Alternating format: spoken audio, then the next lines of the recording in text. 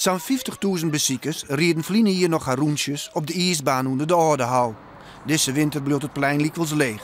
De organisatie kan het winterfestival financieel net roem krijgen. Nadat jij het Louter Ondernemersfonds LOF al aanjekken, willen nou ook de ondernemers in het centrum van de Frieske Haardstad net meer mij betalen.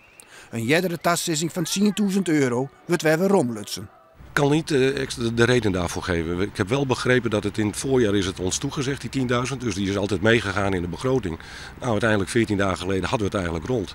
Ja, en toen kregen we ook weer bericht dat het niet door zou gaan. Wij vinden dat het winterfestival zich gewoon in eigen boezem stekken moet. En als even een goed check naar de incidenten die het eind september plakvonden hebben. Waarbij een lid van onze raad van advies, een binnenstadsondernemer, fysiek mishandelen binnen. Waarbij ook een lid van het bestuur van het LOF per sms bedreigd is.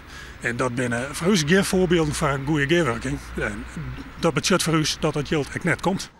De organisatie van het winterfestival wil net op de beschuldiging ingaan, maar verwijt het binnenstadsmanagement dat nou de hele stad slachtoffer wordt van een persoonlijk conflict.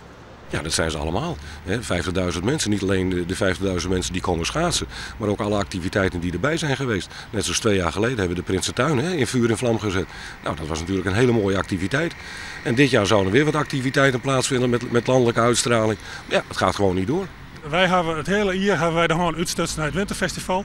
Om te scannen of we eventueel nog dingen bedenken kunnen. Maar dat gebeurt net. En nogmaals, voor u is het onacceptabel dat hij van de Willeke Buurs deel heeft. Want ja, dat is gewoon net zo.